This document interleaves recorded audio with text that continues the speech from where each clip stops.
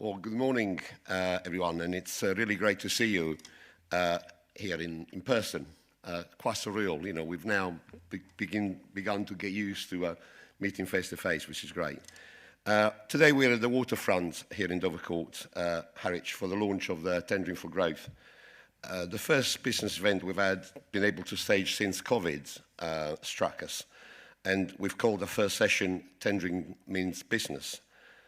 We love streaming the event so it can be shared with as many people as possible to publicise the great news and the excellence of the businesses that we have here in Tendring. We've all soldiered on, survived the pandemic, and still very much trading, employing and contributing towards the economic growth and well-being of our district. It's getting more and more challenging, I know. I've been in business and still trading for over 40 years, and one cannot help but wonder where the next challenge is going to come from. But I do sincerely hope that the support for the energy cost and other things that we've been announced last month, will be longer than 6 months. It would be remiss of me if I didn't give a shout to our finance team in Tendring, who have dished out well over £60 million in business grants, almost at the stroke of a pen, which have ensured the survival of many businesses in Tendring who would otherwise have folded. I would also like to give a mention to our economic team, who have worked incredibly tirelessly and to organise the whole symposium, and whose sterling efforts have put together a series of events over the next fortnight, unlike previous years when activities were only lasted 1 week. So well done, Kirsting and team. There are some particularly topical subjects on the list of events, but I would like to draw your attention to the Military Covenant Breakfast at Kingscliff, Holland-on-Sea, Wednesday, 5th of October. As I would like to take this opportunity to share with you that the Tendring District Council was last week awarded the Military Covenant Gold level, which is a great recognition for the way in which our council values our servicemen and women and the importance it gives to them. So I really would like to rejoice that. Other events include on tomorrow, Tuesday, tourism and creative culture events, which will be held at Armstrong in Clacton. Wednesday the 5th, as I said, the Military Covenant at the Kingscliff. Thursday, Skills and Jobs Fair in Clacton Town Hall, car park and forecourt. In previous years, this job fair has produced hundreds and hundreds of jobs, and we're very grateful to all the employers who take part in this worthwhile job offering initiative and changing many people's lives by giving them a chance to get their feet on the ladder of a career. On Monday, Women's in Business at the Kingscliff, Holland-on-Sea. Tuesday, Reducing Your Footprint, back here in Harwich at the Arts Centre. Wednesday, Green Skill and Freeport East, again at the Harwich Arts Centre. Thursday, Field to Fork Adventure Centre in Lawford. And the fortnight will be then rounded off with a celebration awards evening on Friday the 14th to celebrate the success of the businesses here in Tendring. I understand there's over 100 people that have booked in for that, so we look forward to a great rounding off of the fortnight. All our local businesses are the backbone of our economy, and Tendring Council is giving active support through a strong partnership with Cllr, the Colchester Business Enterprise Agency, the £60 million business grant I mentioned earlier, events grants to support town centre during COVID, but we've been particularly active here in Harwich, hence holding the launch event here, as we made considerable investment with targeted financial support to 10 businesses in the area, having been allocated £20,000 each in 2021 to decorate and transform the premises. The investment in the Starling project, a long-standing eyesore in the High Street, which is now nearing its final stage of completion. The recent Levelling Up Fund bids submitted to government and regenerate Dovercourt Town Centre, working with Essex County Council in choosing and make sure that Harwich was chosen as one of the Levelling Up area of priority, the setting up of a Freeport board, Heritage Trail and the complete revamping of the magnificent thread Threadneedle crane, which if you get an opportunity, the Harry Society will be delighted to show you around. It's absolutely incredible. A Dovercourt leading lights and Illuminate Festival, and the Mayflower 400, which have been a much bigger event if COVID hadn't hit us. Today, we're very fortunate to have three excellent speakers. No pressure, Tom, Paul, and Allistair, which I'm delighted to introduce. Tom West from RentMty will be talking about his entrepreneurship and diverse businesses. He's also based in my hometown of Elementary, and I've known him for as long as I know my son. They went to school together. Paul Milsom of Milsom Hotels and Restaurants, who will speak to us about how the business has emerged from COVID and is looking to the future, and who provides a first-class eating experience in his excellent outlets. And I understand during COVID, he kept all of his 300-plus staff on full pay. So well done, Paul, for that. And Allistair Hunter from DS Group, talking to us about the business' recent 20th birthday and his experiences as director of the business over the years. I think Allistair's going to be very busy next year, election year, because he does offer a fantastic delivery service. So I hope you've got enough people to fulfill our wishes, Allistair. There'll be a question and answer session at the end for all the speakers. So please hold your questions until then. Before Tom gives his presentation, I would like to give my thanks to Eddie Clifton, owner here of the waterfront, for hosting us today.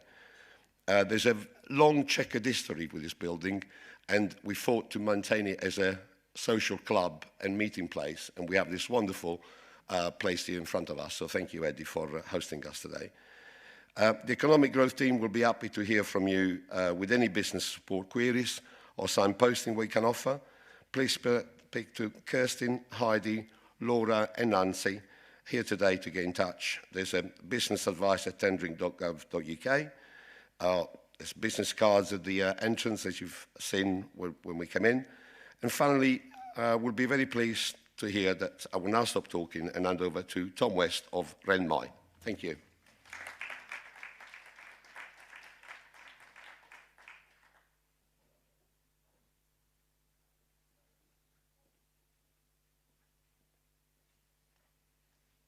Morning.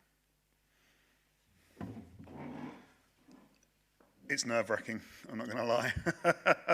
I've done a fair bit of public speaking in small environments, but certainly nothing to be opening up something like this with the great events that are coming up over the next couple of weeks. So, you know, it's an absolute privilege to be here today, and you know, thank you very much for first of all inviting me. As Carlo said, I've been in the Tendring area in Manningtree for many years, living my formative years here, going to Beavers and Scouts with his sons, and it really does sort of make Manningtree and the Tendring area something that I really feel comfortable sort of talking about and getting excited about. I was just discussing prior to this the sort of the love-hate relationship we do with the press about every time, anytime there's a release of the 10 best places to live in the UK. Because as excited as we want our place to be shouted about, we also want it to be a little bit of a secret. And it really is such a lovely little spot we have up here. So, wonderful place. Being in business in such a small community also means that you really do get to know everyone. There's many peers that I get to share the stage with today. Paul himself has sort of been someone I've always looked up to in business with the way that they've grown their businesses over the last couple of decades. And I find that hugely inspirational. So when I set out on business 18 years ago, I didn't really know my destination, but a couple of wise people sort of said to me, learn your trade, learn what you're doing, and then you can start to diversify, but become an expert in what you're doing. So I started with hospitality because that's a doddle. That's really easy to do. Anyone in hospitality knows that's a complete lie.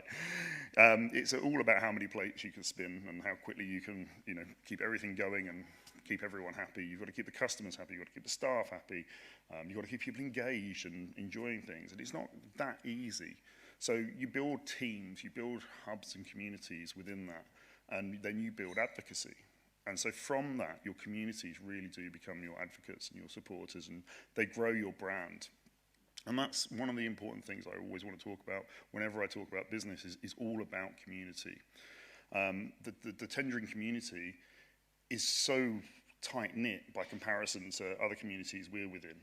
We have a place in Ipswich, we have a place in Dedham, but nothing competes by the way that the Tendring is such a nice, tight community. I learned that actually my role is not just as the business leader in Manningtree within my community sort of business chamber, it's also my role within the complete ecosystem. So what I do for the town, what I do for the locals that are not our customers, but still we need to reach out and see how we can help them. So, you know, we've done things through the last few years, through the pandemic, where we've reached out and supplied free food where it's needed. We've tried our hardest to encourage people to come and get new jobs in areas they're not comfortable with and really try and challenge them.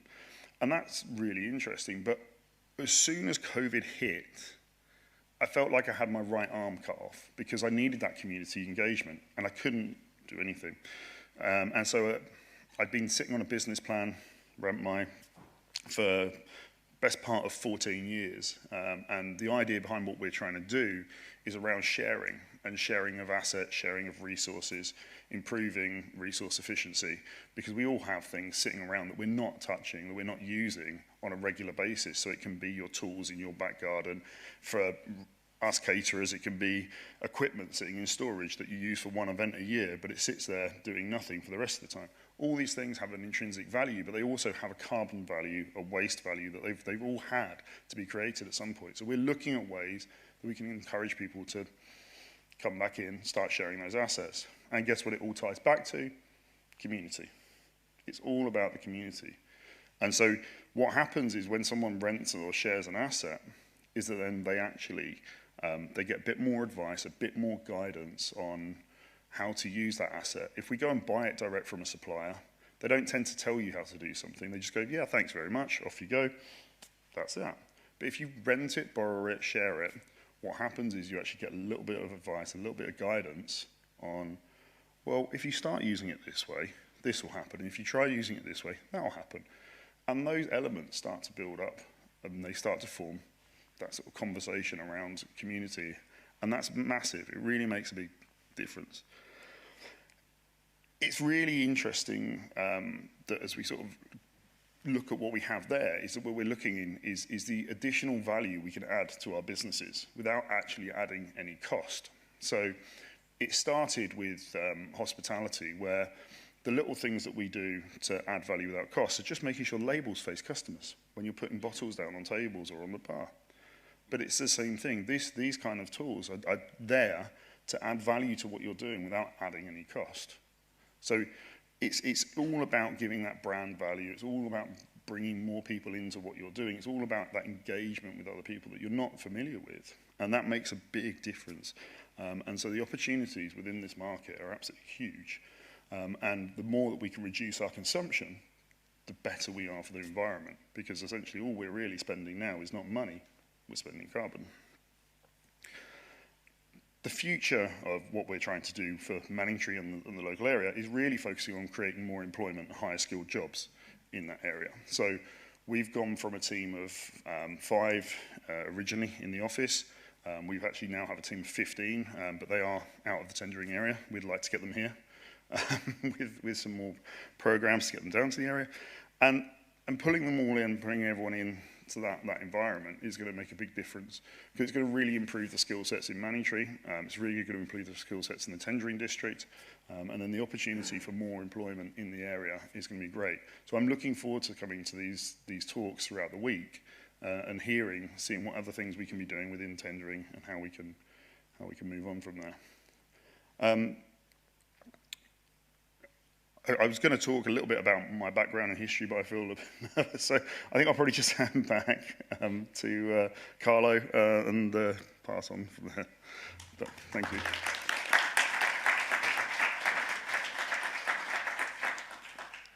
Very inspiring speech there from Tom, who rightly so looked up to Paul. And I'll call you next, Paul, if you wouldn't mind. Well done. Good morning, everybody. What a fantastic morning to be in Harwich. I've got to say, I'm still an outsider when it comes to Harwich. We've only had a business as a family in Harwich since 1978, but I don't actually live here. And coming down here and seeing the site here, it just looks beautiful. And that will never be taken away from us when we talk about tourism going forward. Yeah, I mean, I was asked back in, I think early spring, was it, that you asked me to come and speak down in Clacton about sort of COVID and our challenges. And obviously, I didn't do such a bad job because you've asked me back to talk again. Now, I mean, I will mention COVID, but I think, you know, has anyone, can I just ask, has anyone watched the first episode of This England, if you have Sky? Nobody? Who has over there? Yeah. I mean, it's absolutely fascinating. I mean, you know, I don't know whether the programme's going to be any good or not. I was fascinated by it. It's about Boris Johnson taking sort of control after he won a big majority with Dominic Cummings. They're trying to, I've only seen the first episode, and they're trying to wrest, you know, control and, you know, set the agenda for their next government. And at the same time, you keep getting these flashes of what's happening in Wuhan in sort of December and January 2020, and then into February, what's happening in Italy. And I suppose that the thing that really hit me was that when you watch it back, and I recommend you watch that first, I'm sure you'll feel the same as I do, which is it just feels like a hugely long time ago. It was actually only 2.5 years ago, but it feels a bit like watching The Crown and seeing what, you know, Prince Charles was up to with the Princess of Wales. It just really, it's like an out of head experience that, you know, we've, and I can't understand why it feels so long ago, but I think it's just that we've been through so much over that period of time. And I don't know whether whether it means the world's slowed down or sped up, but it definitely feels like a long time ago. And I suppose that's true really of the last 6 years. If you go back to 2015, when David Cameron won a majority, you know, he should have been our Prime Minister till 2020. And yet, look what happened.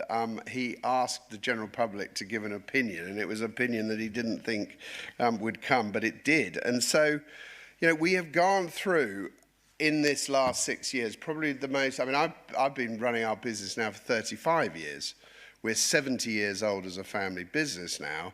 When I joined, I remember my dad going, I've been in this business for 35 years, you know, don't need to tell me anything. And now I've been in this business for 35 years. I can't believe where the time's gone. But we've had lots and lots of challenges over that 35 years. We've had recessions, you know, we've done badly and well.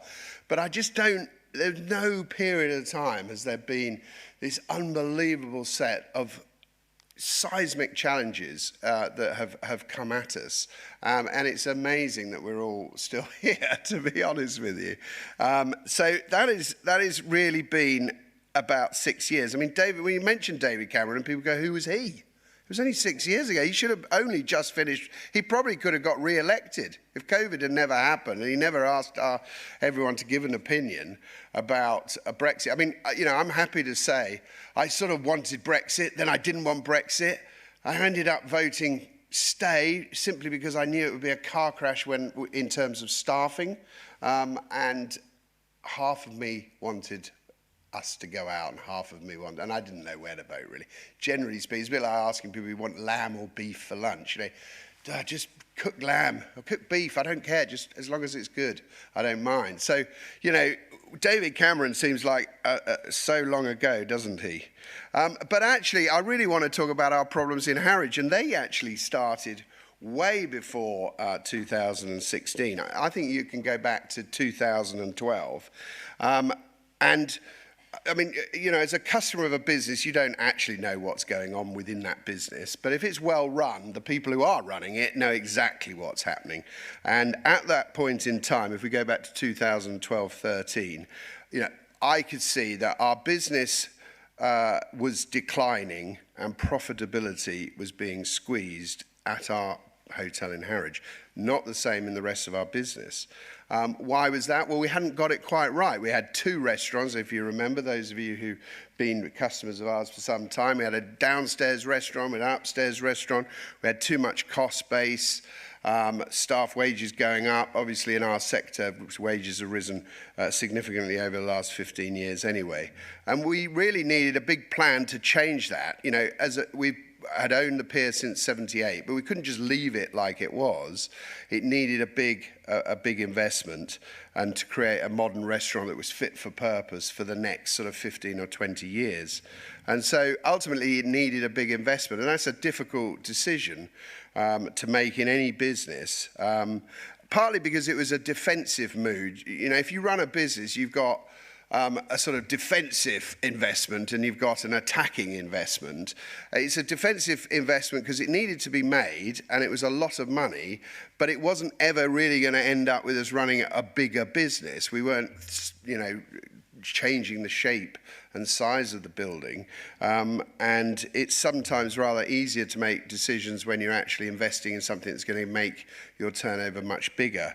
But we knew that if we didn't make that investment, our turnover would be going in the other direction, and eventually, especially in hospitality, your product's less good, people, you know, are less likely to come, and the whole thing's a downward spiral. So, you know, making that decision was a tough one. I mean, at the end of the day, it is a tough one, but spending other people's money, in our case, the banks, is actually always exciting. So the spending of the money and the planning is really, really rewarding in hotels. That's why it's so much fun opening hotels. The secret of restaurants, anyone can open a hotel and restaurant. The difficulty is keeping it open once you've opened it, and unfortunately we've become quite good at that over the years. So we set about getting planning. I mean, the main core bit of it, if you remember, was expanding the balcony and the new toilets out the back, which were never fit for purpose. They were the external elements, but internally the provision of a lift, allowing us to have one restaurant in the best space on the first floor with a destination bar and private room on the ground floor. And it actually meant the place really internally had to be gutted and rebuilt from inside. And we got to say we got great support from Harwich in terms of you know, politically and with the planners. It's a listed building. It wasn't a given at all, but they were really keen to see that investment. So we planned to close at the end of 2015 to open in May 2016. And that all seemed to be going absolutely swimmingly. And whilst the building project itself did go to clockwork, I mean, like all plans, I think we set about spending about 1.2 million, and we were about 25% over budget. But hey-ho, that's really what happens all the time. And it ended up spending 1.5 million. We had to make everyone redundant. We executed the process correctly. We did all, you know, you're bound by the legalities of all of that, and we did it absolutely correctly. We said goodbye to lots of people. We said that they could reapply for the jobs afterwards. A number of them were long servers. None of them actually quite pleased with their redundancy payment, and they all got jobs quickly, and 1 or 2 returned. So, I mean, that all sort of seemed to be going well, but actually, and I thought the huge investment in the area and the fact that we were planning to re-employ a similar number of people 6 months later would be seen as a positive. But actually, that wasn't the case at all. I completely underestimated, happy to stand here 6 years later, underestimated the effect that making 50 people redundancy in a small town would do on our business. I thought the fact that we're going to re-employ them people 6 months would be fine, but actually there was a huge negative backlash against our business, which it caught me by surprise. I really never thought that would happen. And then, of course, when we opened, the new look was not actually liked by many of our previous customers.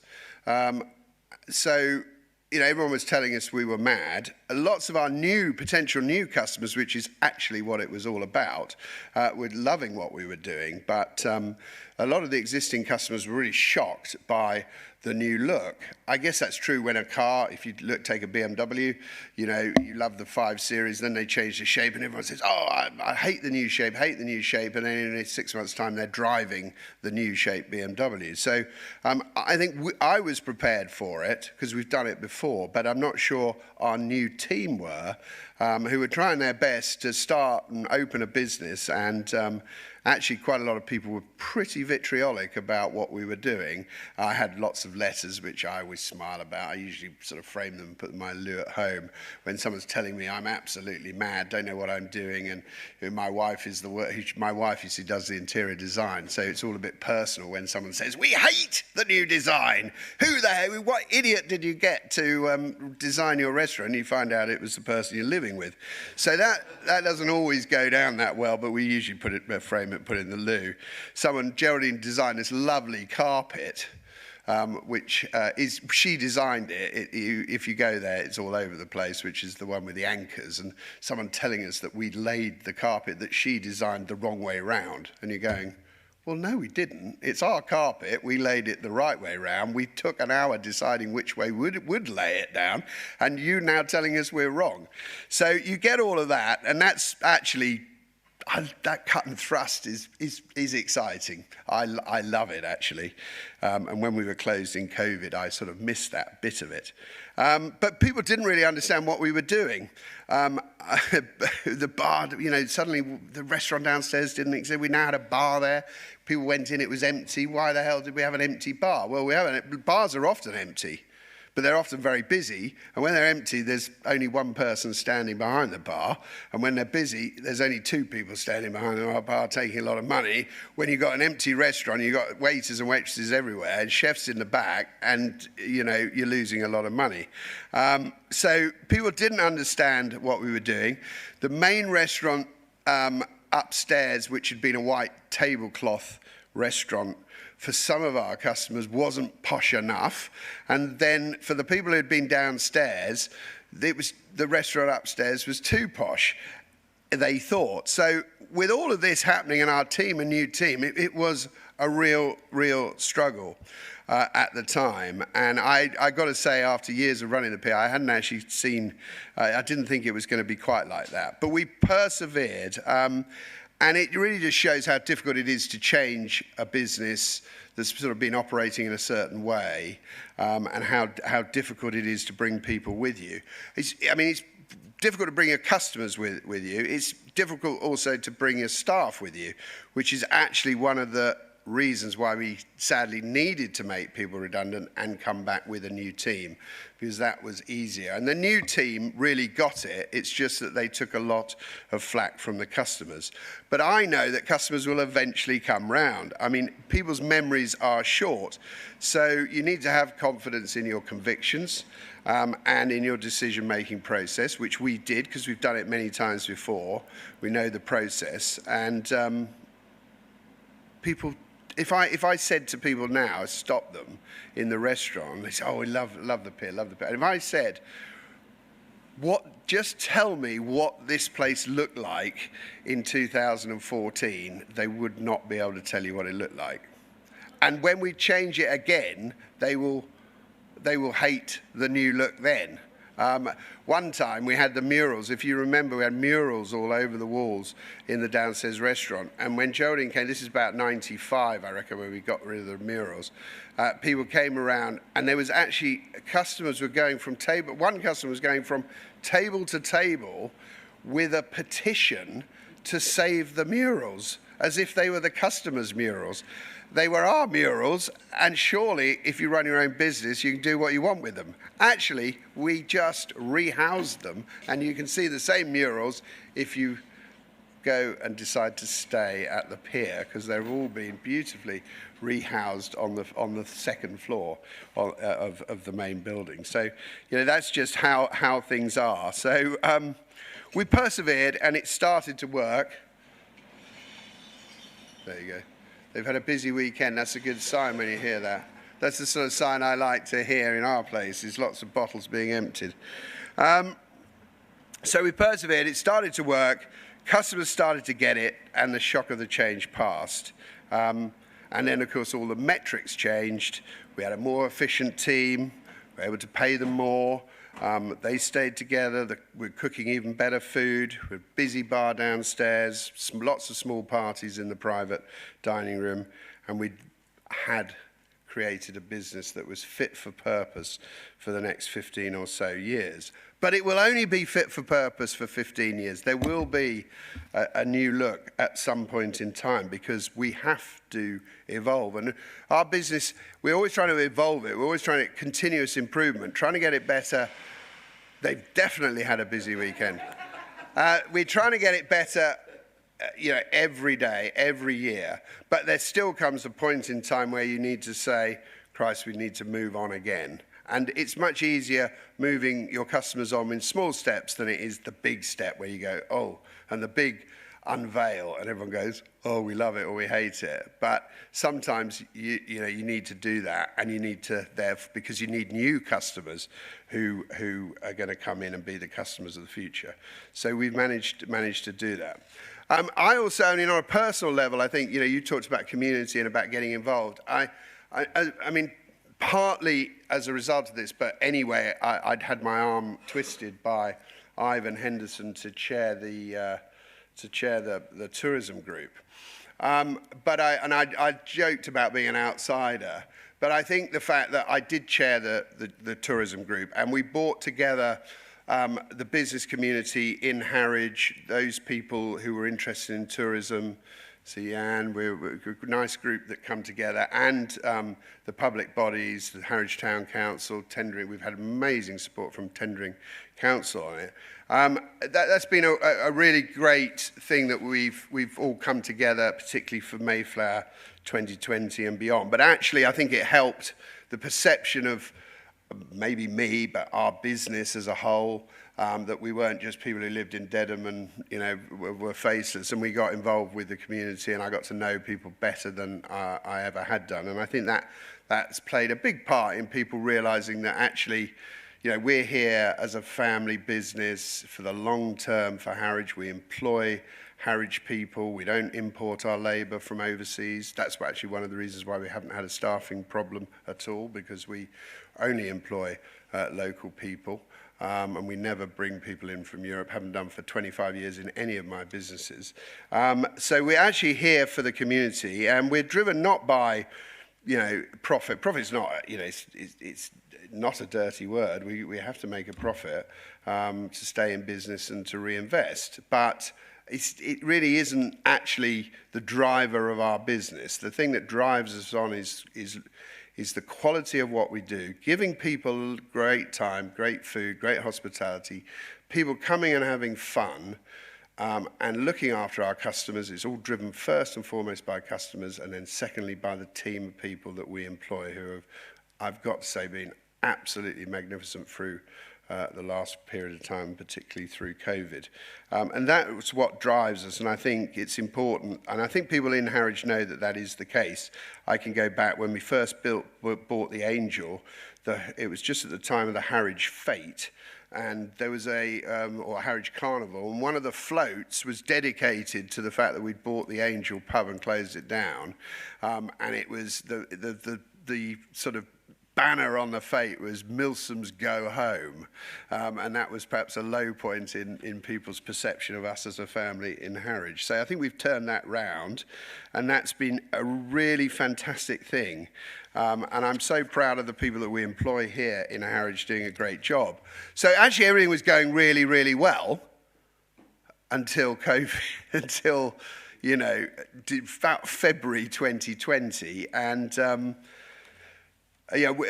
politicians and bankers should talk to people in business much earlier than they do. If our current Prime Minister had perhaps asked a few more people about a 45%, they would have actually, the people who were getting this cut probably would have told her that it was madness. But anyway, if they spoke to businesses, they would find out what the hell's happening in the country well before the figures that they produce, which are always wrong anyway, and then they take their decisions on those. So, back in February 20, I could definitely see that here we were with a new government, with everybody feeling that Brexit logjam was done. This was going to be the great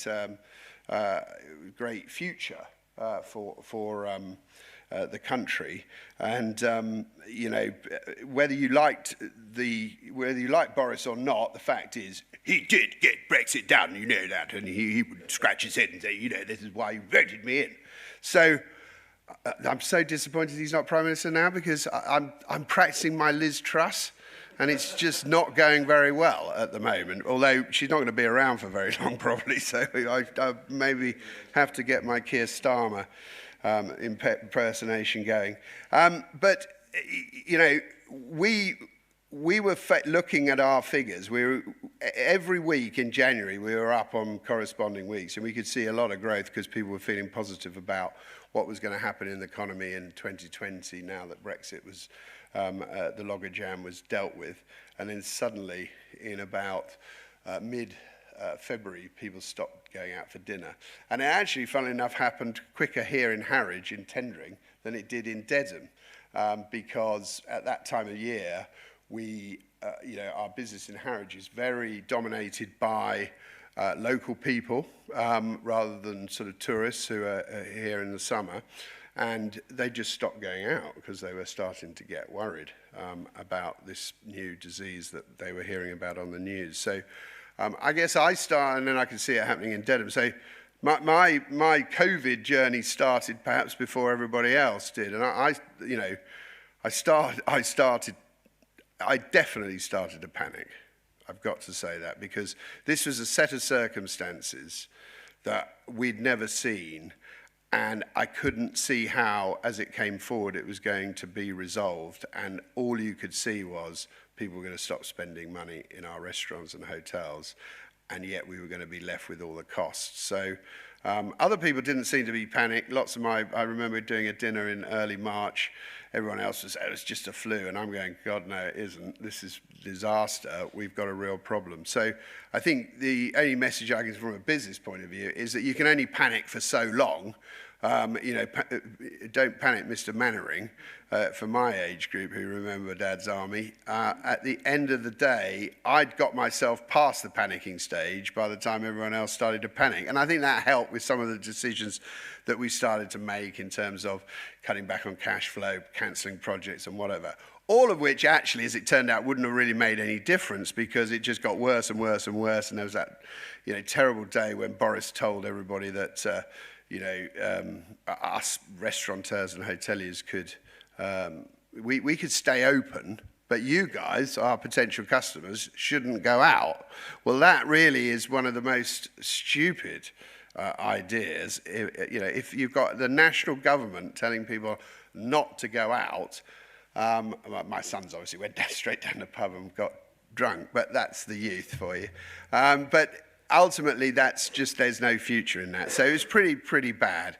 And it went there, and I just couldn't see. You know, we've been in business at the time, 68 years as a family. I just couldn't see. I genuinely thought that was going to be it. I couldn't see how we were going to get through this, because it doesn't take, you know, with our wage bill, which runs out, you know, £500,000 a year, a month, I couldn't see how, with no income coming in, we were soon going to run out of money, and I couldn't see the banks at that point in time lending us very much money to keep us there. So then, of course, along came furlough, and you know, we have definitely been, I mean, there's lots of government intervention, from grants, business rates, CBIL loans, VAT cuts, you know, the crazy help out to dine out. If I knew that, you know, people would just do that for a tenner, I'd be handing out tenners at every one of our properties just to come in, but it wouldn't work, because as soon as the government tells everybody to go out for dinner, they just go and do it. It's amazing how compliant we are. You still had to spend a tenner, by the way. You didn't get it for free. I'm going to try that one day. I'll stand outside the pier. So, you know, if you spend a tenner, I'll give you a tenner on the way back or something, 20 quid. But, so there have been lots and lots of help. But at the end of the day, the furlough was the thing that saved our business. We went from overnight having, I mean, in the summer, we employ about 450 people. In the winter, it's probably 350 because we take a lot of people on to do all our events and our catering business and all the weddings. So actually, it happened at quite a good time for us because March, we hadn't gone through that recruitment process. But we literally went from, I don't know, 350 people on the day before Mother's Day when we were closed down. We went from 350 employees to 4. Like that, bang, a flip switch. It was a bit weird, but furlough saved us, and we looked after people. And I'm proud when I look back. You mentioned we didn't make a single person redundant. We paid all our staff. We kept in touch with them. We didn't bombard them with information they didn't know, but they all knew that they'd be expected back as soon as we possibly could get back, and they all came back amazingly. And you know, honestly, if I had £1 for everyone who asked me how the staffing problem is this year, I'd be able to pay back all our loans probably. But actually, it hasn't. You know, we have not had a staffing problem. At all. Our staff have been amazing. They've all stayed with us, as I said. When we have had to find people, it can be challenging finding people at the moment, but invariably, when we've really been positive about it, we have found the people we needed. I think there are times this year when we've had too much business, and that sounds like, well, you haven't got enough staff. In reality, you can never quite match up peak demands with the numbers of staff, and if you did, you'd always end up with too many staff.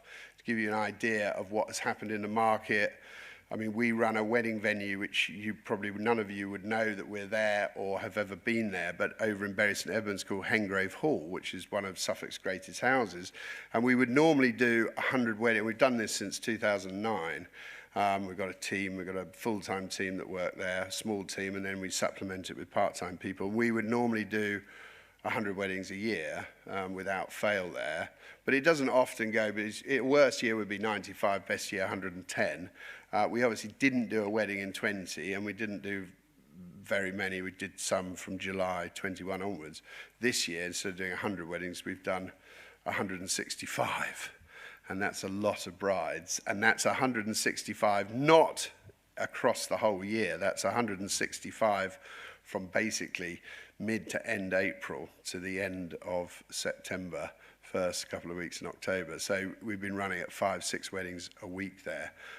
So we could never really have managed to take on enough people to deal with that, other than our great team of full-time people just bending their back and getting through it. And they're all due a much-needed holiday. So, you know, we opened our business, we kept it going when we could. Outside dining, that really helped. We opened every day we could, and we got very good at closing our business because we had to do it 3 times. We dealt with every rule change, we followed every law. That's more than we can said than Downing Street. So we did that rather better than they did. But we also, as light touch as we could have been about COVID. I mean, COVID, you know, the regulations that you put in, there were regulations, laws and guidelines, and you know, everybody made their decision about whether they were going to be on the far end of being a COVID gauleiter or on the light touch of staying within the law. Now, I personally believe that it was better for our business to be light touch when it came to COVID, as opposed to some of my industry who put everybody in gloves and masks and wouldn't take them out when they didn't need to have them. We got our staff wearing masks when they were legally bound to have masks, and we never asked our customers to wear masks until they were legally bound, and as soon as they were able to throw the stupid masks off, we threw the stupid masks off. That's our decision. Other people are great supporters of masks. I don't want to get into that political debate, but that's the decision we made as a business. And I think it massively worked. It massively worked. I had customers coming in saying, we're not going to such and such a place because they're forcing us into masks. I love what you're doing. We were outside. We were lucky to have lots of outside dining, which we, majored on. So that really helped us. As a result, actually, our business was amazing. When we were allowed to be open, our business was amazing. We've never done more business. And as a result of that, we have bounced back. And we've also used the time when we were closed to really look at, and you don't have that in business, when you're open and you're running hard, you don't actually have the time to sit down and really think about, what you could or could do better in the future. And so we had that, and we have definitely, as a result, without going into too many details, which I think aren't really important here, but there are loads of things that we've done internally and have come back with a slightly different offering, which have really made our business better going forward. And I don't just mean better, from a point of view of my point of view, running the business and the profit side of it. Of course, some of it is driven by that, but a lot of it, most of it is driven by actually making it better for customers and so forth. So it's been a weird time, but actually, and I don't ever want to go back to those days, but I genuinely think COVID taught us loads of lessons, and I'm sure loads of people in business who've got exactly the same viewpoints, that it really going down that far, getting that far down to disaster has made us come back with a better offering in the future.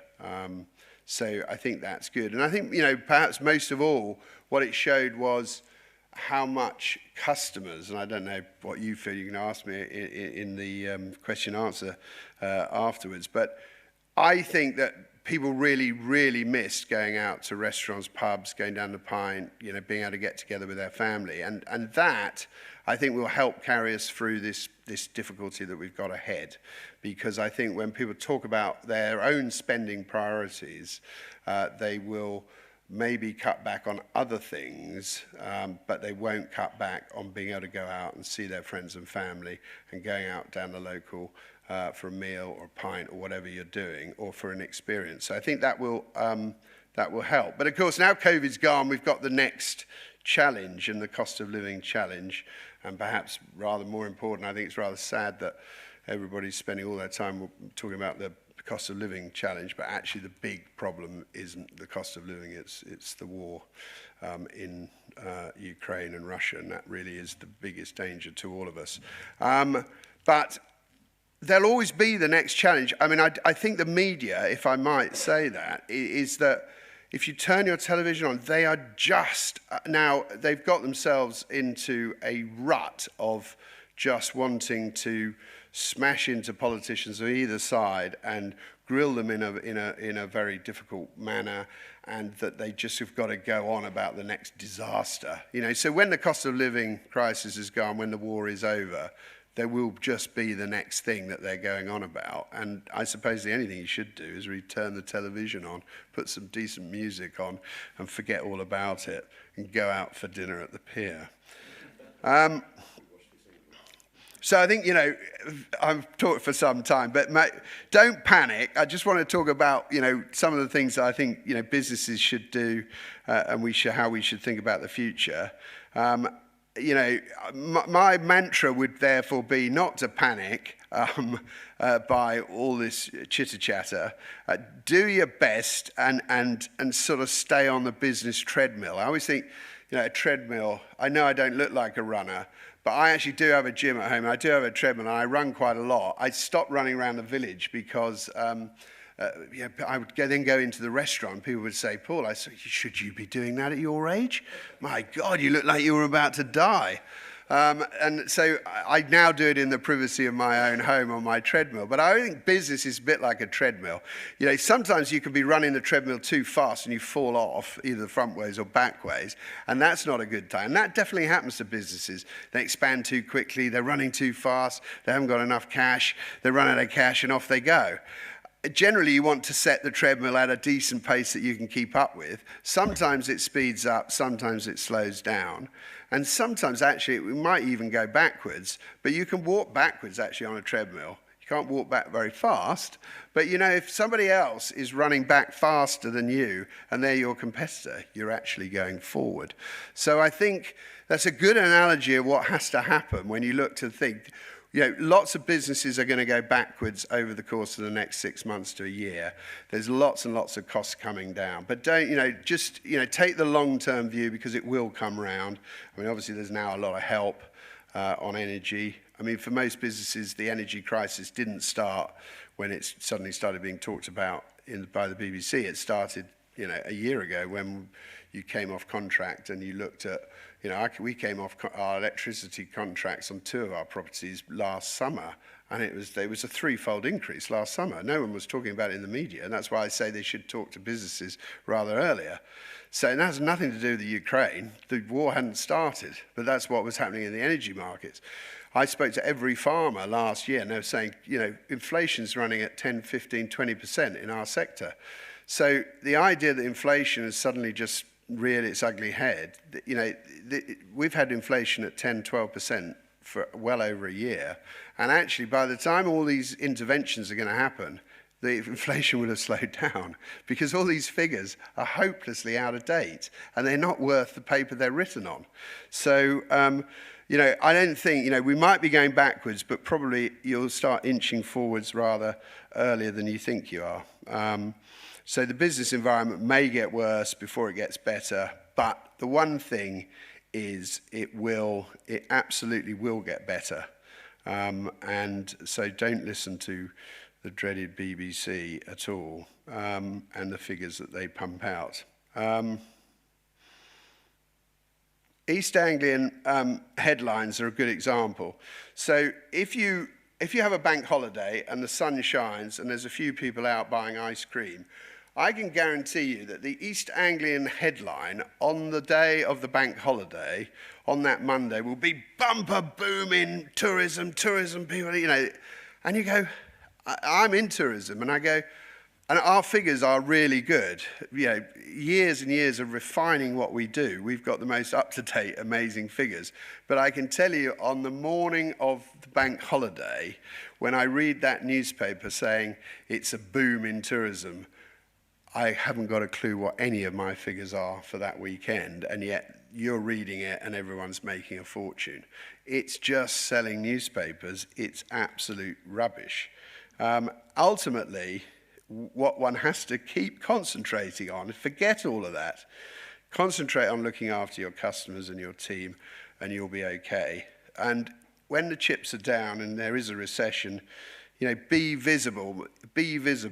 You know, every recession, and we've been through so many recessions in my 35 years and downturns, it's always about getting your star players out in front of the customers. Now that seems obvious, but actually as people get less busy, you'll soon find your star players, in our case the restaurant managers and the head chefs, they're all doing something less, you know, what they think is more important, usually less hard work. But, you know, if you take a head chef, you only got 5 in for lunch, and you've got 4 or 5, the head chef's in the office playing on the computer doing his orders. But actually, if you only got 5 in for lunch, you want your head chef cooking the food because everyone's going to notice it. You want your restaurant manager talking to the customer. I still walk around all our restaurants at lunchtime in Dedham talking to customers because actually that's where it's at. That's what's going to bring the next bit of business our way. Always, you know, continuing to invest. It doesn't always have to cost a lot either. I mean, people, you know, I talked about a big project, but, you know, looking good, it starts with the front door, and you'll be amazed how often you go past a pub or whatever, and the sign just looks terrible. You know, it's all crooked and hasn't been painted for ages, and there's no great welcome, and paint's all peeling. Get your paintbrushes out and get cracking. If you've got a bit more time, a few less customers, you've got plenty of time to go down to the local, buy some paint and get doing. So, you know, we're not stopping investing this winter, and we're investing at Kesgrove Hall's having a whole new look to its ground floor. We've got a new kitchen, major new development kitchen at Milsom's, and once they're done, we're doing all the bedrooms at the pier. So actually in tough times it's easier to put clear blue water between you and your competitors. in a recession, and customers are more likely actually to notice the difference. You know, if restaurants are opening left, right, and centre, and everybody's making loads of money, and everyone's feeling good, they'll go, oh, yeah, book it up. I'll go to that restaurant. I'll go to that restaurant, and they're out every night. But if money's tighter, people will go out less, but they'll make tougher choices themselves about where they want to go. So they'll decide, well, I'm not going to go there because it might not be that good, but I know this place is good and I'm going to go there. So it's not true that everybody has a terrible time in a recession. Actually, sometimes it's easier to run a business in a downturn, partly because your staff, and you know, I've been laughing, people go, oh, in staffing. I said, well, it's all very well. We might all be, you know, our industry might be complaining they haven't got enough staff, but they're soon going to be starting to complain they haven't got enough customers. And those two things can be swapped quite quickly. So actually, when things are tough, your staff are often slightly happier at work because they appreciate having a job and a well-paid job and safety and believing in that business, and they're not got their heads turned by people promising this. And even if they're worried about moving because they're not sure how long that opportunity might last. So that brings down your recruitment costs, brings down your training costs. It's able to really get them all focused, looking after your customers. So there's some benefits in that. And of course, customers, as we said, are more careful about how they spend their money. And if you're doing a good job, they appreciate you more because they're making comparisons with those places they've been to where that isn't the case. So staying positive, despite the gloom and doom, your success is still more likely to be determined by the actions you take rather than the actions taken by others. And these are ultimately outside your own control anyway. So, you know, I keep hearing people, you'll hear people on the news, they'll say, I can't put my prices up. I can't put, well, actually, you can put your prices up. You've just decided you can't do. Now, putting prices up is obviously something that you don't necessarily want to be doing because you're always worried about it, you know, demand elasticity and whether people will cut back. But ultimately, every business runs on margins, and you've got to maintain your margins. If you miss your top margin, you're dead in the water. So, but the smaller your business, the less likely you are to ever put your price up because you are taking it in the neck from the customers who are complaining that you've put your price up. And you actually genuinely, because we're all like that, feel sorry for the customer asking them to pay more. Bigger businesses don't actually have that problem because the people making the decisions about pricing are divorced from that conversation. I mean, I always get it in the neck by my mates that go to Milsom's and drink in the bar about the price of beer. So, but you know, if the brewery comes along and sticks 5p on a pint of beer, I've got to put my prices up. And that's just fact. If we don't put them up, we will ultimately have a problem. And I'm asking one person to spend 20p more on a pint of beer, but I'm selling thousands of pints across the piece. So it makes much more difference to me in a week who sells 1,000 pints than one customer who has 1 pint.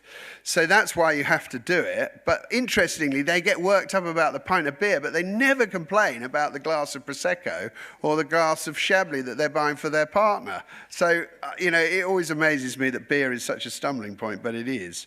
But my view of it is that, you know, if I went back to the days when, you know, the pier when I first came here, and the people who were running it in those days, they always felt really, really terrible about putting the prices up. And if they'd have been left to run it, I'm not sure that they would have ever put the prices up. Fish and chips would still be £5.50. Well, it wouldn't, because we wouldn't be in business. So unfortunately, prices are going up. Small businesses have got to have the courage to put their prices up. Not necessarily by the headline inflation, sometimes just by the price increase itself, but you have got to adapt to survive, and if you don't do that, that's going to be a problem. I think Harwich and Tendring, to wrap up now, has so much to be positive. Coming down here, as I said, seeing the beautiful outlook here, You know, it's a special place. They're big businesses. I'm sure this week you're going to hear about the bigger businesses in the area still going well. You know, wind farms, there's free ports. There's loads of things happening down in Harwich. And I don't think it's by chance that our business is so strong in Harwich. Actually, our occupancy in Harwich at the pier is probably the strongest across the group because there are lots of things happening in Harwich. And I think tourism in particular has a huge role to play in the years ahead down here. Staycations, I don't like the word staycation because staycation sounds like you're just going there because you can't go somewhere more exciting. Is that sort of how it's seen? Oh, I've got to stay at home. I've got to stay at home and go down the beach at Harwich. Well, I think that underplays what actually is going to happen over the next 10 years, which is that short breaks and holidays within the UK are going to be stronger and they're going to continue to be stronger. The cost of travelling and the aggravation of travelling is going to put some people off doing that anyway. And so I think there's lots to play for. And the seaside never, ever goes out of fashion. You can see that just by coming down there. Activities, walking, cycling, sailing, paddleboarding. I mean, paddleboarding, crikey. Has anyone been to Dedham? Has anyone paddleboarded in Dedham? Oh, my God.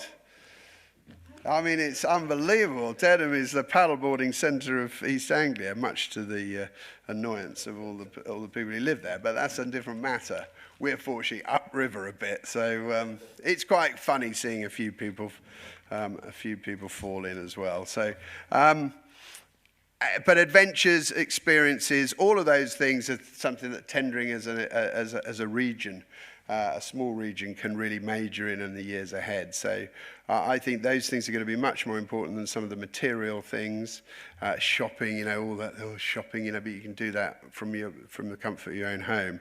So getting out there into the countryside, the beach, the activities, cycling, etc., is going to be hugely important. And when it comes to the image, particularly of Harwich, which is something that we've tried to work on as a tourism group, I think, you know, we definitely have changed that in terms of how people perceive Harwich. I think there's still a long way to go, but you know, historic Harwich, home of the Mayflower. I know that we missed the 2020 year because of COVID, but it didn't stop people talking about Harwich. Sunday Times, I think, had amazingly had Harwich as one of the 10 most exciting small towns to be in. So, you know, we have definitely changed the outside perception of Harwich. And we need to develop that going forward, the whole Harwich experience and so forth. And I know everyone gets bogged down between Harwich and Dovercourt. And it's a bit of a hobby horse of mine that perhaps we should really talk about one of those two names, because having two names is complicated from a marketing point of view. But I'm not a politician, and I know there's a lot of politics attached to that. So ultimately, I'm going to finish. Sorry to bang on a little bit. You gave me a couple of extra minutes. So ultimately, this area is a great place to do business in. I believe it'll only get better in the long run, despite the difficult challenges ahead. So stay the course and enjoy living and working in this great area. Thank you very much.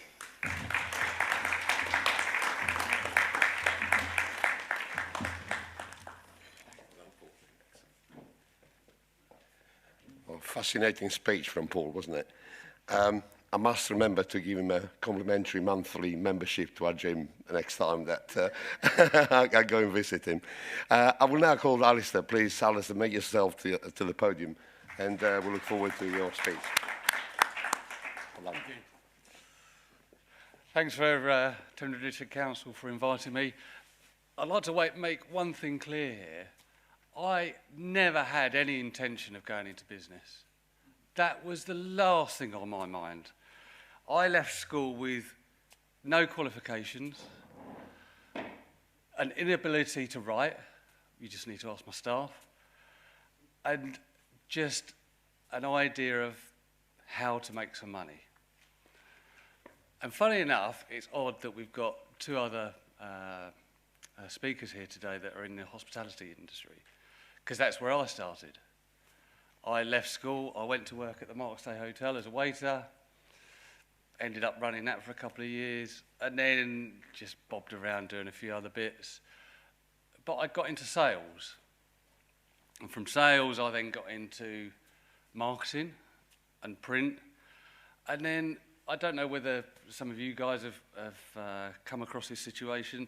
You get to a point in a job where you think it's not going in the direction that you want it to go to. And I remember speaking to a close friend of mine, and he said, look, the bottom line is you've got to get a job.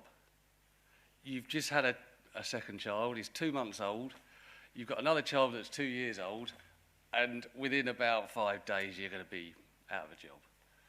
So I rang a few people with a few ideas, and all of a sudden I found myself, just over 20 years ago, in a shop in a room above a shop in Clacton, ringing people that I'd known for years, saying, look, this is what I'm planning on doing. I've been doing it for 10 years. Just, you know, what can we do? And that's how it all grew. In business, people buy from people. You could have the cheapest, the best, and the fanciest product in the world. And yes, with widgets and corkscrews and I don't know, knives and forks, yeah, that may be the case. But when you're selling certain products and services, people buy from people. And I was fortunate enough to get people to understand that they were buying from me. So when I was developing my business, which I'll tell you about in a minute, it became, I took my hospitality head and said, these are customers. You know, they wanted a product and a service that they could rely on, that they enjoyed using, and they would come back for more. So some of my customers I've got and I've had from the very first day I opened. And I hope to have them for many more years. So what do we actually do? We're a direct marketing company. So we print, we design, we post things, and we do exhibition stands. We post something like now probably about 1 million items a month. We have 30 staff. We publish magazines. We print loads of reports and magazines and things like that. But ultimately, how did we get there? Again, it was customer driven. You know, I set up the business offering direct mail services to my customers that I knew. And as I was growing, and actually they were growing, they were saying, well, look, you know, we need some exhibition stands. You know, we need a new brochure. And I'm not one to say no to anybody. So I just said, we'll do it. And I worried about it then. And we slowly bought new machines. I bought new staff in. Some of them, I was talking to a couple of you guys earlier, bought them in from colleges. We took on apprentices. And we just carried on building slowly, just building and building and building. And yes, as Paul said, you know, we did have a couple of years where we ended up going 3 steps back. But funny enough, the next year, we ended up going 7 steps forward because we had that time to reflect. You know, there were instances with the authorities that I had issues with. I remember getting into work about 5 years into it, and I employed at that time an awful lot of what we call casual staff. And in them days, you paid them cash. You know, and it's all done on the books. And I had a knock on the door from the Inland Revenue. And they said, well, you know, could you tell us about your staff? And I said, well, I've got 30-odd casual workers. Really? How do you pay them? Cash. Really? You pay them cash? Yeah, that's how it's done. Go down to the bank, you know, it's all in the accounts. They said, well, how do you know they're actually self-employed? And that's how they termed it. I said, I've got no idea. I said, they give me a bill and I pay them. Anyway, we go through this, and they say, well, look, we're going to put you on a website, and you're going to go through these questions on the website. And there were two of them standing behind me for about half an hour. And I go through the website questions, yes, no, yes, maybe, blah, blah, blah. And the last question was, click here to say employed or self-employed. And the woman said to me, if they are employed, you owe us £60,000, which I didn't have. And if they're not, we'll walk out of here and just give you a bit of advice. So I've now got quite a headache by then. I clicked on it and they said self-employed. And they said, thank you very much. Make sure you've got the addresses of everybody. Make sure you've got a driving licence or passport. And make sure you try and stop using cash. And I've never heard from them since. But what it did tell me was that you've got to do it properly. You cannot fudge these things. And I wasn't doing it to fudge it. I just didn't know. I didn't have a clue. And from that point on, you know, I got accounts guys involved. I had management accounts done every single month. So I knew exactly where I was. I knew how much, on a daily basis, I know how much money I've got in the bank. I know what I owe, everything. And if you're starting any kind of business, that is the key issue. And that's how you've got to think. Because if you don't think like that, it doesn't matter how good your products or services are, you will go under. Because you won't know what the business is doing. You know, I think Paul mentioned it a couple of times about his numbers. Know your numbers. So, and I've just carried on like that for the last 20 years. And if we talk about COVID, it was actually quite a positive situation for us. You know, I read the news, and funny enough, the day Boris announced it all was the day I was moving. So I was trying to sell a house on that day and move, and get involved in another house. So it was all a bit of a mishmash for me that week. And I said to my management team, in fact, I said to everybody, I said, we're going to have to write off several $100,000. Because the type of clients that we had, nobody could predict what would happen to them. You know, would they do well? Would their cash flow dry up, etc., etc. But what I did do, I spent the following week ringing every single client, and I said to them, look, we're all in this together.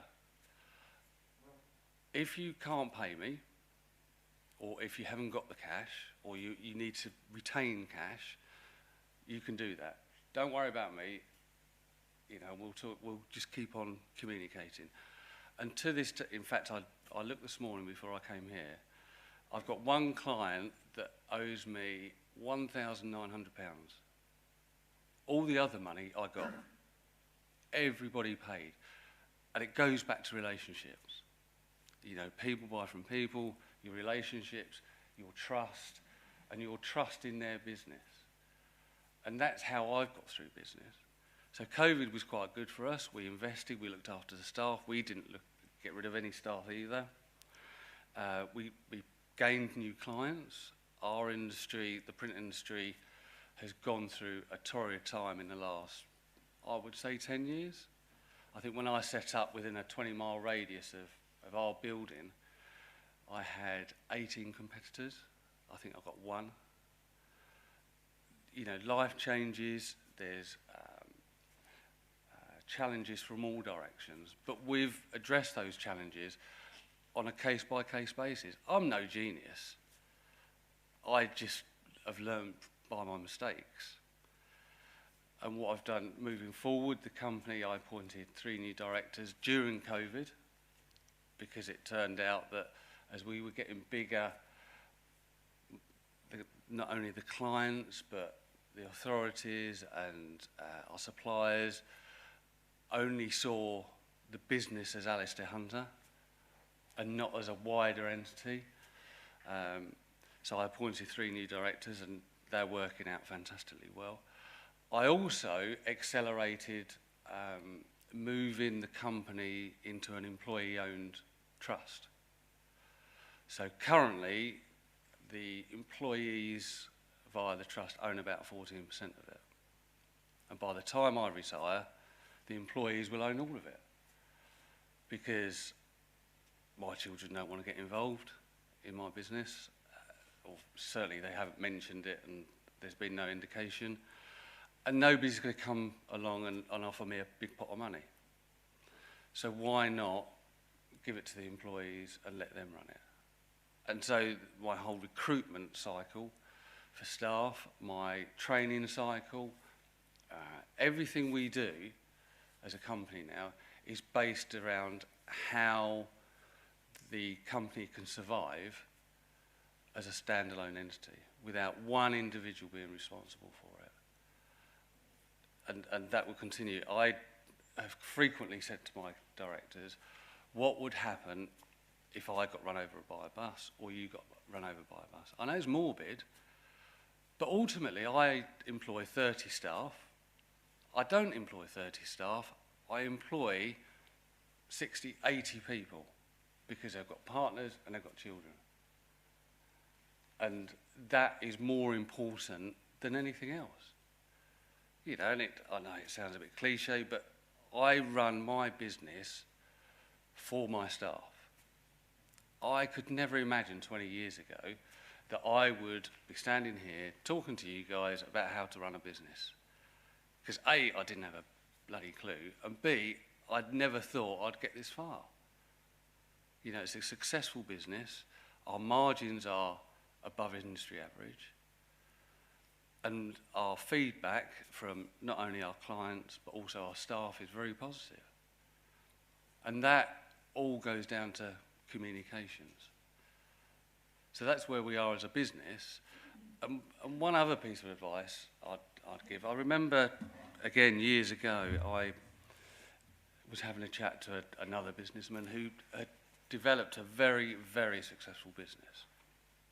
And he said to me, look, you're going into business. He said, are you going to be a businessman or are you going to be a person with a business? And it didn't really mean much to me at the time. And he said to me, a businessman is a man that wants to have a value on that business. Wants to be able to sell it on for £1 or £1 million, whatever it may be, float it on the stock market or wherever. A man with a business is an individual that wants a business as a lifestyle. So they can have the cars and have the house and the holidays and stuff like that. And ultimately, anybody that goes into business has to decide where they want to be in those two areas. And I think the good thing is, certainly about setting up in Tendring, is that, strangely enough, it can help you decide that. Because they, not just Tendring District Council, but the business community is developed enough to be able to give you the opportunities to find that out. So networking events like this, publications that come out and so on and so forth. So I think anybody that's just starting up in business or is looking to go to the next stage needs to think about whether they're one of those two people. And I would also suggest that if you ever get the chance, especially if you're a new business and quite young and naive as I am, or was, that you try and find a mentor. Because setting up in business is a lonely old gaff. You know, you have some really difficult decisions to make. You have to decide sometimes whether you keep or let staff go. Wages, how much you pay, you know, whether you should do a job, whether you shouldn't do a job, whether you should take on clients, and so on and so forth. So if you can find some kind of mentor, whether it be an official one through one of the business systems and networks that go on, or whether it can be a friend or an acquaintance, I would certainly recommend it. I've had one for 20 years, and I would continue to use it, even though I ring him up every now and then just to have a rant about the bank or the local council or the staff or my wife. Because you don't want to be taking home all the grief and the burden of work home every night to your partner. You do need that other level. So that's my experience. Enjoyable, yes. Stressful, yes. Have myself and my team achieved something? I believe so. Where will we be in the next 10 years? I think probably in a similar place to where we are. Continually developing our products and services, continually investing in the business, continually investing in the staff, and always looking for the next opportunity. And if you can do that, then I think any company should be successful. Thank you very much.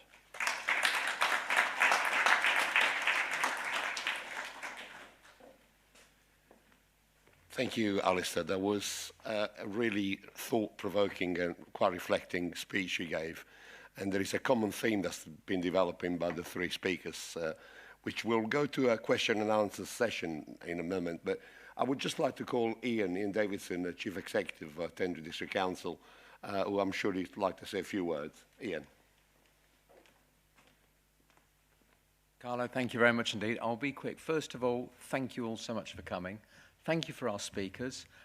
Allistair, it is so nice to think that Tendring Council and your wife, you put as one. I look forward to talking to you afterwards. There's just one thing which I would like to, on a serious note, reflect on what all three of you said. And it was about being a business. And I used to run a business many years ago and was a developer before I went into local government. So I understand the fundamentals of what you were talking about. But one of the things which I thought was so impressive and was so important about what you said is not just about the business, but about the role you have in the community. And I think that is so important because businesses are a part of the community.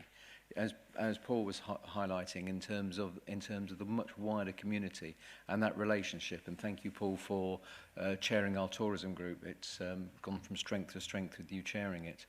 But I think that role in the community is so important. And just in terms of developing that, it's not just that it's so important, but also it is fundamental for the well-being of everyone.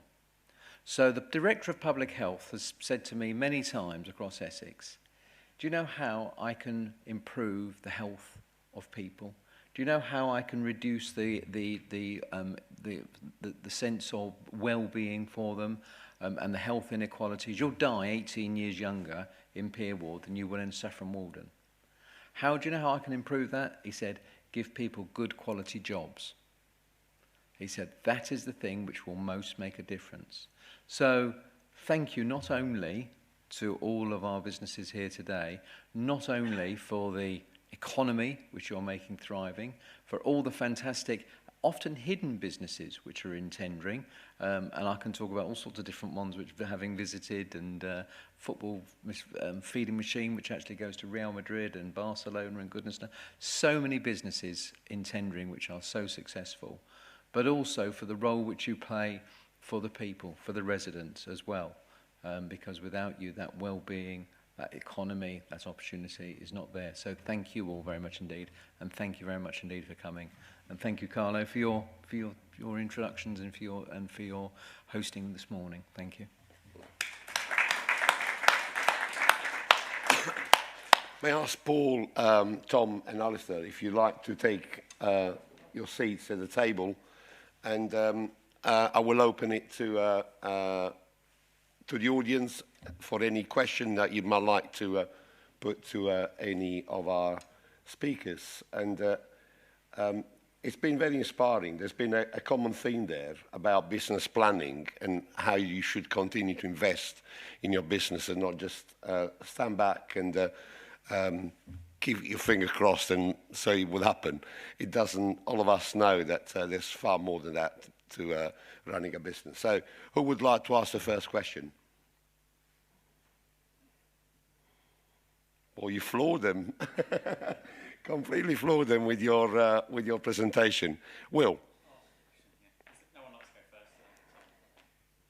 Hi there. Very interesting talks from all of you there. I was wondering, a couple of you talked about kind of business resilience, how about that kind of that panic moment that you had, Paul, before everyone else in a run up to COVID, and thinking about that, you know, what if someone gets hit by a bus? Maybe we won't dwell on that aspect so much.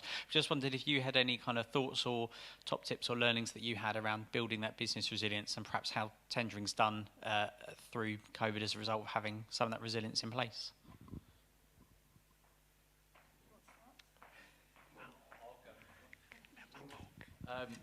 So we used a couple of the grants from Tendring Council. They were, funny enough, specific COVID grants. But what we used our money for was to invest in systems that meant that we could systemise things. Because in our industry, the more you can systemise a process, the safer it will be, and the more consistent it will be. And so that's what we've ended up doing. But also what we've tried to do is get our team to communicate more. Because in any growing business, the issue becomes lack of communication. So we've spent a lot of time ensuring that our staff communicate. I, as a business, don't agree with people working from home, because I think you lose the personality, skills, and also the interaction and the entrepreneurship that my team has always had. So we don't have anybody working from home. They only work from home when they've got a special project. And that seems to have worked, because we've found out more about our clients and how our clients are working and what their expectations of us are. And again, that helps with our business resilience, because we can see far earlier where our clients are in their own business, whether they're struggling, whether they're developing new products or services, and where we can get involved or take a step back. For us, in both hospitality and in tech, we sort of really focus on sort of looking at what's coming up in the future. So this next 6 months can be really, really difficult. And we go back to our sort of initial, what things can we add value to without adding any extra additional costs? So, you know, it's good training. It comes down to communication internally. It's good training with the employees and making sure that they're doing their jobs as best they can.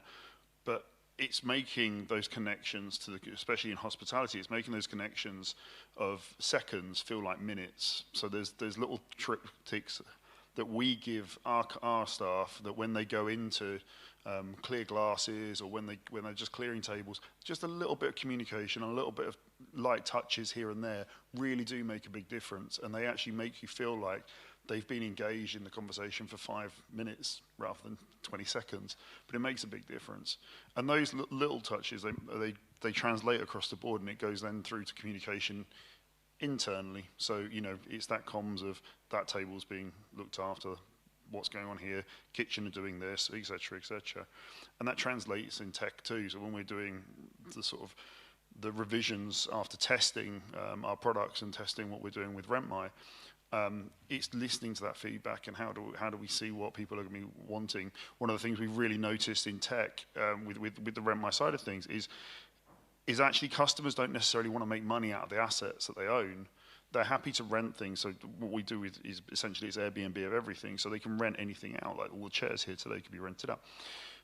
Customers don't necessarily want to make money from their friends and colleagues. So we're now building a new product that enables people just to actually just lend them to one another as part of it.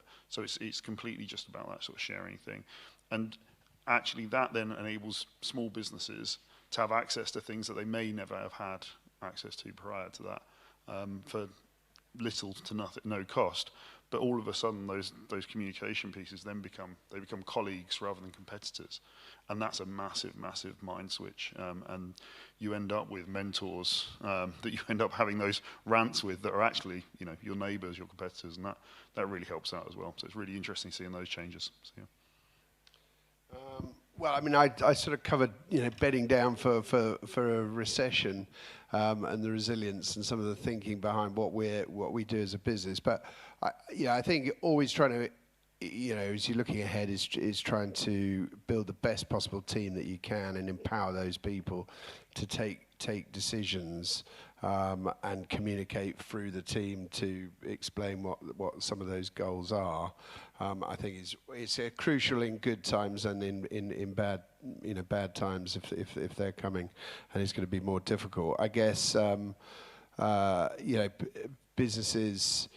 People sometimes say to me, "Well, what are you going to do next?" Sometimes is our business a dull business because it's not constantly buying new properties, or we're not selling things, or whatever.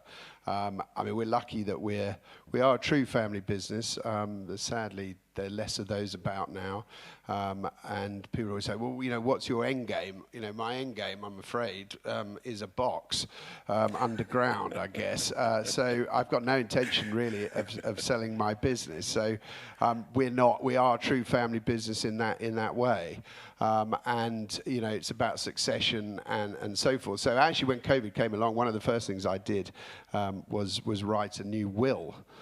Because I looked at my will and found that, it was talking about my two sons, and they were at the time something like 14 and 10, and they were now, they're 24 and 19. And I read a friend of mine who had a business, a scrap metal business, and his family, they wrote a book, and these two boys their dad died aged when they were aged 18 and 17, and suddenly they were taken out of this sort of posh public school, Felsted, and were deposited in inner city London to run a scrapyard business, which they did, and they made an unbelievable success of it, and they sold it many years later for millions and retired rather earlier than most people normally retire. And it really taught me that actually, bad things happen. You can't always control your situation. COVID came along, and none of us knew whether we were going to survive or not. And lots of people were dying, and you had to then contemplate your demise potentially earlier than perhaps you were planning to. So the first thing I did was actually write a will and tell the trustees that actually I thought my two sons were probably old enough, bright enough to just crack on, and if they had to do it, I had every confidence that they would do it, even though it wasn't actually planned for them to come back into our business for probably many years. We talked a little bit about the 7 months off that everybody had in our trade watching Netflix,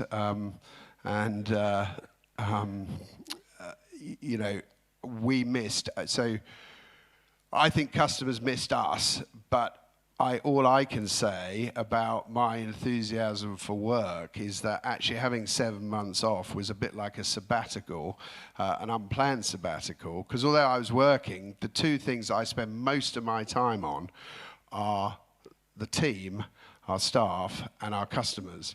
And all the other stuff I do with financials, the sort of marketing stuff, marketing all stopped anyway. There's no point telling people how brilliant you were when they couldn't come and have your product. But there were loads of other things we were doing actually, but the two things that took up most of your time, which are which the people side of any business actually is always the most important side of it, and they just weren't there. So actually I really missed having customers and staff, and having had 7 months of no customers and staff, I've never actually enjoyed working live more than I now enjoy it, much to the annoyance of my wife, who wants to take me away. And I go, no, I just want to be at work. I really love being at work, which is really sad to a certain extent. But, it is fascinating. We're in a great business, and, dealing with people, which is what we do in hospitality, is a vocation, and it's great doing it. So, from that point of view, we're going to stick at it and stick working hard, and things will be good or bad, but we'll be there, and that's sort of where we're at as a business. Well, thank you for your responses on that and your further thoughts. Are there any other questions from anyone? Well, the one thing I would like to say is that hospitality seemed to be a common theme. I spent 10 years of my young life in London in hospitality, and I think it's almost a must to do thing to understand how community work. We've heard from Tom and also from Allistair and Paul to a greater extent, how they've built up their team around them. And you're only as successful as the team that's around you. And it's down to you to ensure that team is fit for purpose and to find the right people to slot them in. The one thing that is very, very apparent as well is that you must always keep on questioning yourself. What COVID has done to us has made us all sit back and take a very long look at how we lead our lives. You know, we've all learned new skills, and I can see people in the audience here, Neil at the back there. You know, he had to completely reinvent his business because what he was doing as an everyday time, taken for granted, he was supplying bespoke goods to Madame Tussauds, to, you know, all of those places, London Zoo and things. And suddenly the plug was pulled out of your business, core business model. So you had to really go out and invent yourself. And like your story, I know dozens of people have had to do that, you know, even the learning digital skills, you know, such as my wife. Would you ever believe me, my wife would sit in front of a computer and talk to a screen? Well, I didn't, but she did. So, you know, but that's just goes to show that we're all very adaptable creatures, and we all adapt to situations that materialize in front of you, out of your control, and that's our strength. In business, we have got a survival instinct. You know, if you're in business, you know that we've heard about the data, we've heard about knowing where your position is, your financial position is, because that's the key. Unless you've got a very healthy financial state, you will not be there. You will be doing something else. You know, and those of us have worked for ourselves all our lives. It'd be very, very difficult to go and work for someone else because it's just, you know, it's against the grain, isn't it? You know, you've worked for yourself, you are the boss, you are the ones that make decisions, but having the team and build up the communities, like Tom said, the first thing you did was to engage with the community. And Allistair, you know, when you've built up the team and you're passing it on to your employees, you know, I think that's so powerful because you just ensure the loyalty to you for all the time, you know. And the way that Paul dealt with all his staff, you know, at one stage, you know, and I could see that you were extremely worried that, you know, you would not have a business or any of your outlets to go back to. So it's really, COVID has taken us take a very, very deep look at ourselves. And we've all come out the other end. In my opening line, I said, it's lovely to be here in person. As you said, Paul, you know, it seems months and months and years ago, but it wasn't. It's only just a few months ago. And it's really so nice to interact face to face, you know. A lot of things now, you know, we do all the not so important meetings online, don't we? We all communicate with people. That's not strictly necessary, but you cannot beat that face-to-face interaction, which is so important to all of our business, and it's the core of what we do. You know, as we heard, you know, you sell yourself, don't you? People come to you because who you are and because what you've created, not because you can sell it online, you know. And, you know, digital images, and if any of you have not seen Tom on TikTok and Instagram, well, I'll tell you what, it's a must. Because every now and again, when I'm looking on TikTok, I do have a TikTok account, and Tom pops up at you, you know, doing his silly dance, flogging you, whatever he's got, a special thing he's got going that week. Well, that's creative. Would you ever understood that, or even dreamed that, you know, you would do that, you know, in his later life? No, he wouldn't, but he's done it, and he does it, and he does extremely well. So, ladies and gentlemen, Paul, Tom, and Allistair, thank you very much indeed for your enlightening speeches, and it's been an absolute pleasure having you here. And I look forward to the events for over the next fortnight. Thank you very much indeed.